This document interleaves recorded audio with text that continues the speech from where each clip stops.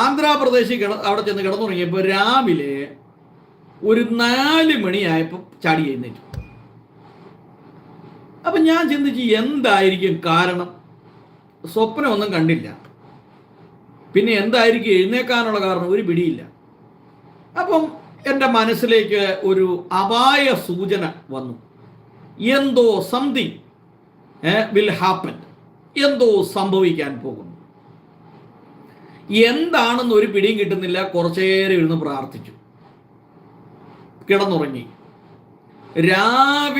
പിന്നീട് രാവിലെ എഴുന്നേറ്റ് ബൈബിൾ ക്ലാസ് നടത്തിക്കൊണ്ടിരിക്കുമ്പോൾ ഫോൺ വന്നു.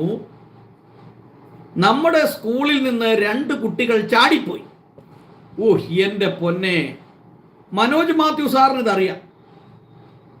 ഞങ്ങൾ അവിടെ നിന്ന് ഓം കോളിൽ നിന്ന് താടെ പള്ളിക്കൂടം എന്ന സ്ഥലത്തേക്ക് പോവുക, ട്രെയിനിൽ കയറി പോവുക. ഈ ബൈബിൾ ക്ലാസ് ഒക്കെ കഴിഞ്ഞിങ്ങനെ പോവുക. 8:30 ബൈബിൾ ക്ലാസ് തീർന്നു. 9 മണിക്ക് ഇവിടെ ക്ലാസ് തുടങ്ങും. 9:30 ആയപ്പോഴേക്കും ഫോൺ വന്നു, 2 കുട്ടികൾ സ്കൂളിൽ നിന്ന് ചാടിപ്പോയി. പെട്ടെന്ന് കൊച്ചു പിള്ളേരാ എന്ന് പറഞ്ഞാൽ ഒരുത്തനായണ്ട് 5-ലും ഒരുത്തനായണ്ട് 3-ലും പഠിക്കും. ചേട്ടനും അനിയനുമാ. ചാടിപ്പോയി. അപ്പോഴേ എനിക്ക് കാര്യം പിടികിട്ടി. രാവിലെ എഴുന്നേറ്റ എൻ്റെ ഗുഡൻസ് എന്താണ് എന്ന് പിടികിട്ടി. പ്രാർത്ഥിക്കേണ്ടതുപോലെ ഒന്നും പ്രാർത്ഥിച്ചില്ല. ദൈവമേ, ആപത്തൊന്നും വരുത്തരുതേ, നോർത്ത് ഇന്ത്യൻ സംസ്ഥാനമാണ്, പിള്ളേർ ചാടിപ്പോയി എന്തെങ്കിലും സംഭവിച്ചു പോയാൽ പിന്നെ ഇവർ വന്ന് ഈ വീടും പരിസരവും എല്ലാം കത്തിക്കും. ഇനി നമ്മുടെ അവസ്ഥ എന്താവും? പ്രാർത്ഥിച്ചു. മനോജ് സാറോട് പറഞ്ഞു, സാറേ പ്രാർത്ഥിക്കണം. പരിചയമുള്ള ആളുകളെല്ലാം വിളിച്ചു പറഞ്ഞു പ്രാർത്ഥിക്കണം, സംഗതി ആകെപ്പാടെ പ്രതിസന്ധിയാണ്. അപ്പം ചിലർ പറഞ്ഞു, ഒന്നും പേടിക്കേണ്ട ദൈവദാസനെ, ധൈര്യമായിട്ടിരിക്കും. മനസ്സ് ഒന്ന് ശാന്തമായി. അവിടെ നിന്ന് ട്രെയിനിൽ കയറി ഇങ്ങനെ പോയിക്കൊണ്ടിരിക്കുക. ഇവിടെയുള്ള സകല സ്റ്റാഫുകളും 2 പേര് വെച്ച് ഓരോ ബൈക്കേൽ ഈ ഗ്രാമങ്ങളിലൂടെ എല്ലാം സഞ്ചരിക്കുക.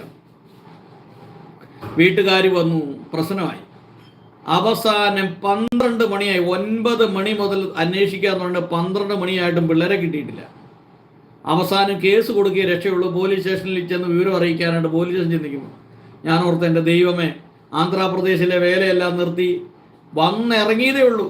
ആന്ധ്രാപ്രദേശിലെ പണിയെല്ലാം നിർത്തി തിരിച്ചു കയറി പോകേണ്ടി വരുമല്ലോ എന്നോർത്ത് വിഷമിച്ചിങ്ങനെ ഇരിക്കുമ്പോൾ ഒരു 12:30 ആയപ്പോൾ പറയുകയാണ്, ഇവന്മാരെ കണ്ടുകിട്ടി, 2 പയ്യന്മാർ. എന്നാ സംഭവം?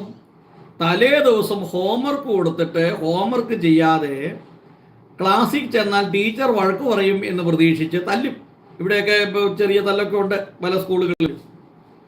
ഇവന്മാർ വണ്ടിയിൽ വന്നിറങ്ങിയിട്ട് ഒരൊറ്റ മുങ്ങ